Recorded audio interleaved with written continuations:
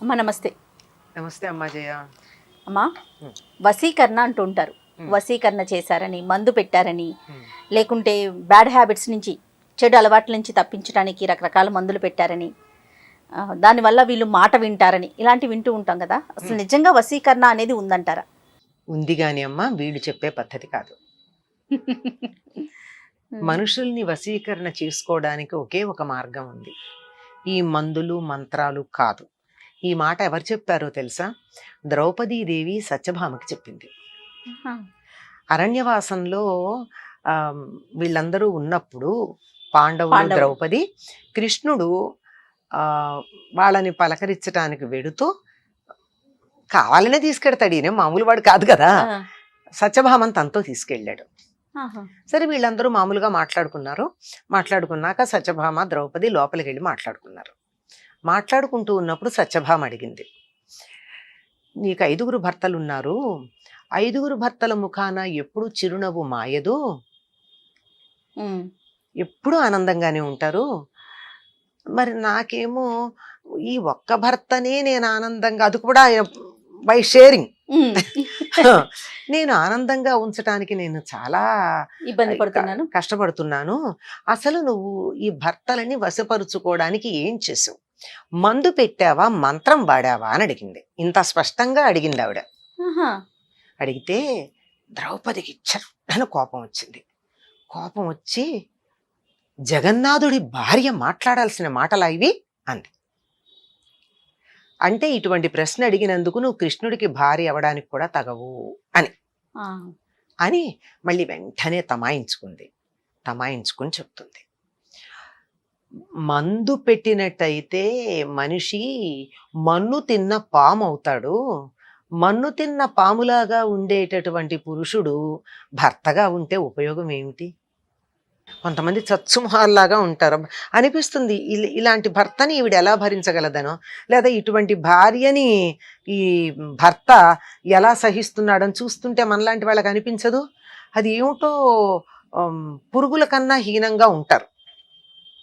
అంటే వాళ్ళకు మందు పెట్టారని నేను అంటంలా, అట్లా తయారవుతారు సమర్థులు కూడా. ఇంకా ఈ వశీకరణ అన్నది చేస్తే కూడా వాళ్ళు ఎందుకు పనికిరాని వాళ్ళుగా తయారవుతారు.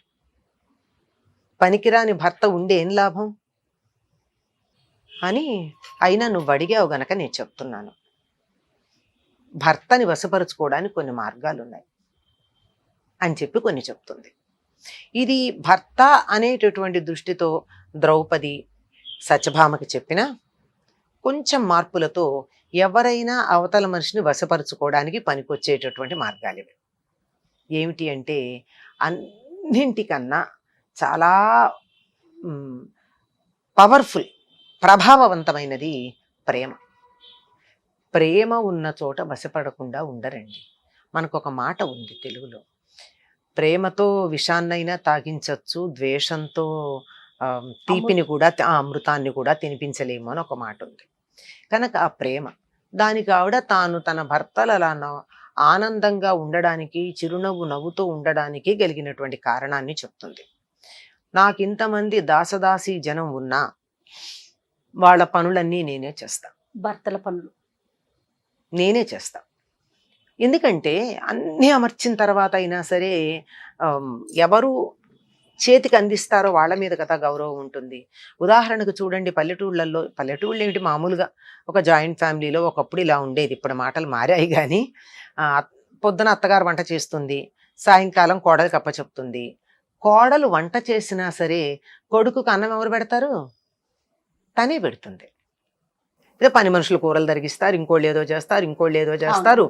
ఎన్ని చేసినా ఆ చిట్ట చివరికి పెట్టేది ఎవరు? తల్లి. అంటే ఎందుకు పెడుతుందిట అంటే, అన్నం పెట్టేటప్పుడు చెప్పిన మాటలే లోపలికి ఎడతాయిట. A man's way to heart is through stomach అని మనకు ఓ మాట ఉంది ఆంగ్లంలో. విన్నారేమో మీరు. అందువల్ల అన్నం పెట్టేటప్పుడు చెప్పిందే బుర్రకెక్కుతుంది. పిల్లలకు కూడా అన్నం పెడుతూనే కథలు చెప్తారు, అవే మనసులో పడతాయి. కనుక ఆ విధంగా ఫైనల్గా ఎవరు చేస్తారో అది కనపడుతోంది తప్ప, వెనకాల అందించిన వాళ్ళు, తోడ్పడ్డ వాళ్ళు, సహాయం చేసిన వాళ్ళు వీళ్ళందరిది కాదు కదా. కనుక ఎంతమంది ఉండని వాళ్ళు బయట నుండి ఇంటికి వచ్చేటప్పటికి నేను చిరునవ్వుతో ఎదురు వెళ్ళి కాళ్ళు కడుక్కునేందుకు నీళ్ళిచ్చి వాళ్ళని కూర్చోబెట్టి నేను చేస్తాను. ఎంతమంది ఉన్నా వారికి భోజనం నేనే పెడతాను. ఎప్పుడూ విసుక్కోను, ఎప్పుడూ కోపం ప్రదర్శించను. ఇంటి పనులన్నిటి మీద పెత్తనం నేనే చేస్తాను. వాటి యొక్క బరువు వాళ్ళకి తగలనియ్యను. తరువాత దాసదాసీ జనాలకి జీతభత్యాలిచ్చే పని నేనే చూసుకుంటాను. గో సంపద మొదలైనటువంటి వాటి వ్యవహారాలన్నీ నేనే చూస్తాను. ఆర్థికమైనటువంటి లెక్కలన్నీ నేనే చూసి పెడతాను వాళ్ళకి కష్టం లేకుండా. అంటే వీళ్ళు బయట పనులు చేసుకొస్తున్నారు కదా, ఈవెన్ తన ఇంట్లో ఉండి చేయగలిగింది. ఇప్పుడు చూడండి, సమంగా పనిచేసేటప్పుడు తాను కూడా బయటికి వెళ్ళేదానికన్నా ఇవన్నీ చేసి సహకరిస్తే ఎవరిది ఎక్కువ కాంట్రిబ్యూషన్ ఉంది ఇందులో? భార్యదే కదా. భార్యదే ఉంది. ఇవన్నీ చేస్తాను. అయిన తర్వాత వాళ్ళకి దాసీలాగా సేవ చేస్తా. అన్నం పెట్టేటప్పుడు కన్నా తల్లి పెట్టినట్టుగా పెడతా. సలహాలవి మంత్రిలాగా ఇస్తా.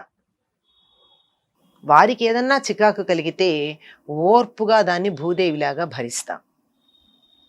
ఇక రాత్రికి రంభలాగా వారికి కావలసినటువంటి ఆనందాన్ని కలిగిస్తా. ఎప్పుడూ కూడా ఇతరుల గురించి గొప్పలు వాళ్ళ దగ్గర చెప్పను. వాళ్ళని తక్కువ చేసి మాట్లాడను. మరి వాళ్ళ ముఖాన చిరునవ్వు ఉంది అంటే వారి వల్ల నాకు ఆనందం కలుగుతోంది అంటే కలగదా అని ఇంకా కొన్ని విషయాలు కూడా చెప్తుందనుకోండి. అది సత్యభామ చేసే పనుల్లో ఏవి దోషాలో కూడా చెప్తుంది. అవి కూడా చెప్తుంది. సత్యభామ ఎప్పుడు అలగటం, కోపం తెచ్చుకోవటం, నువ్వు వాళ్ళింటి ఎక్కువసేపు ఉన్నావు, వీళ్ళింటి ఎక్కువసేపు ఉన్నావు లాంటి మాటలు మాట్లాడడం, ఇవన్నీ చేస్తుంది. మరి ద్రౌపదికి మాట్లాడే అవకాశం లేదు అనుకోవడానికి వీల్లేదు. ఎందుకంటే పాండవులకి ద్రౌపది కాక 5గురికి వేరే భార్యలు ఉన్నారు కదా. మరి మనకి తెలుసు అందరికీను, అర్జునుడికి సుభద్ర ఉంది, హిడింబ ఉంది, భీముడికి అని తెలుసు. మిగిలిన వాళ్ళకు కూడా ఉన్నారు. ఈయన ధర్మరాజు భార్య పేరు దేవిక. ఇలా ఉన్నారు అందరూను. అంచేత వాళ్ళతో నువ్వు ఎక్కువ సమయం గడిపావు అనేటటువంటి అసూయతో కూడినటువంటి మాటలు మాట్లాడను. ఇట్లాంటివన్నీ చాలా విషయాలు చెప్తుంది. వశీకరణకి దీన్ని మించి మరో మార్గం లేదండి. ఇది భార్యాభర్తల విషయం అనుకుంటున్నారేమో, ఇది పిల్లల విషయంలో కూడా తల్లి కానీ తండ్రి కానీ వాళ్ళని ప్రేమతో వశం చేసుకున్నట్టుగా దండించి నియమ నిబంధనలు చెప్పి చేసుకోలేం. మనకి ఇంగ్లీష్లో ఒక మాట ఉంది, మనం తెలుగు వాళ్ళని చెయ్యమనుకోండి భారతదేశంలో, వాళ్ళు చెప్పేది బాధపడుతూ ఉండి దిగులుగా ఉండే పిల్లలకి మెడిసిన్ ఏమిటిట అంటే 10 hugs and 100 kisses అంటారు వాళ్ళు. మీరు విన్నారేమో. అంటే ఓ 100 ముద్దులు పెట్టుకుని ఓ 10 సార్లు కౌగిలించుకోండి అని. అంటే మనకు ఆ రెండు కూడా కొంచెం మనం దూరంగానే ఉంటాం భారతీయులం. ప్రేమగా దగ్గరికి తీసుకోవడం అయితే ఉంటుంది, టచ్ అంతే, అంతవరకు. ఆ రకంగా ప్రేమగా మాట్లాడడంతో మారినట్టుగా మిగిలిన వాటికి మారండి. మందులు మాకులు లేవు. మందులు మాకులు ఉంటే ఉండొచ్చు. ఇప్పుడు మనకి సైకలాజికల్ ఏమంటారు, కౌన్సిలింగ్ కి వాటికి వెడితే ఒక స్థాయి దాటాక మందులు వేసుకోమని చెప్తున్నారు కదా. వేసుకున్న వాళ్ళు ఎలా ఉంటున్నారో మనం చూడటం లేదా? ఎంత డల్ గా ఉంటారు. అది వేసుకున్న కాసేపు చికాకు లేకుండా ఉంటారు. ఆ మందు ప్రభావం అయిపోయిన వెంటనే చికాకు పడిపోతారు, డల్ అయిపోతారు, కోపంగా ఉంటారు, నీరసంగా ఉంటారు, ఇలా అయిపోతారు, ఇంట్రవర్ట్లా మారిపోతూ ఉంటారు. Either extrovert or introvert, they will not be normal.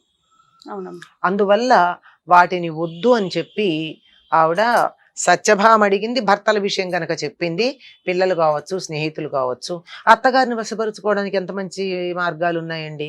మనకి ఎప్పుడో గులేబా కావళి కథ అని ఒక సినిమా వచ్చింది. దాంట్లో దేవకన్యల్ని వీడు భార్యలుగా చేసుకుంటాడు. వాళ్ళు అదేదో పుష్పం ఏదో తీసుకుంటే తప్ప వాళ్ళకి అదే ఈ మానవత్వం పోయి దైవత్వం రాదు. అది అత్తగారి అధీనంలో ఉంటుంది. అందుకని వీళ్ళ 5గురు కలిసి చాలా కష్టపడి ఆవిడ్ని ఎన్ని రకాలుగానో మెప్పించి అది పొందుతారు. ఆదిలక్ష్మి వంటి అత్తగారివమ్మ అని చెప్పి ఆవిడ్ని పాడుతూ. దానికి లొంగని వాళ్ళు ఎవరండి? పెళ్ళయి వచ్చిన కొత్తల్లో అత్తగారిని కొద్దిగా పొగడండి. నీకు మా అమ్మకి తేడా లేదని చెప్పండి. ఆవిడకు అనుకూలంగా ఓ నెలలో 2 నెలల్లో ఉండండి. దీన్ని మించినట్టు మనసులో ఉండని ఉండకపోని ఆ, ఉండి ప్రయత్నం చెయ్యండి. ప్రేమతో సాధించుకోవచ్చు. ప్రేమని మించిన వస్తువు ఇంకొకటి లేదమ్మా ప్రపంచంలో. అది ఎవరినన్నా కానీ. అవలేదు అంటే నీ దగ్గర అంత ప్రేమ లేదని అంతే అర్థం, అంతకన్నా మరొకటి కాదు. కనుక ఇవన్నీను ఆరోగ్యాన్ని చెడగొట్టేవి. కొన్ని శారీరకమైన ఆరోగ్యాన్ని చెడగొడతాయి, కొంతమంది మానసిక ఆరోగ్యం 100% చెడిపోతుంది. ఇవి చెయ్యని వాళ్ళు, ఇవి చేసిన వాళ్ళు లేరా అంటే ఉన్నారమ్మా. వాళ్ళ మొహాలు చూస్తే చెప్పచ్చు. ఇప్పటికీ ఆ కుక్క పిల్లల్లాగా తోకలూపుకుంటూ వెనకాల తిరిగేటటువంటి వాళ్ళని కొంతమందిని చూస్తే మొహంలో కళాకాంతులు ఉండవు. ఆ ముఖంలోనే తెలిసిపోతుంది. అంత కళాకాంతులు లేని చవటల్లాగా ఉండే వ్యక్తుల కన్నా మన మాట వినకపోయినా వ్యక్తిత్వం ఉన్నవాళ్ళు మంచిది కదా. కొడుకవని, కూతురవని, అల్లుడవని, కోడలవని, అత్తగారవని, మామగారవని, భర్తవని, భార్యవని, ఎవరైనా సరే మనిషిలాగా ఉండాలి కానీ పురుగుల్లాగా అయిపోతే ఏం బాగుంటుంది? అంచేత అవి మంచిది కాదు. రైట్ అమ్మా, నమస్తే. నమస్తే. ఈ వీడియో కనుక మీకు నచ్చినట్లయితే లైక్ చేయండి, షేర్ చేయండి. మరిన్ని ఇంట్రెస్టింగ్ వీడియోస్ కోసం మా ఛానల్ని సబ్స్క్రైబ్ చేసుకోండి.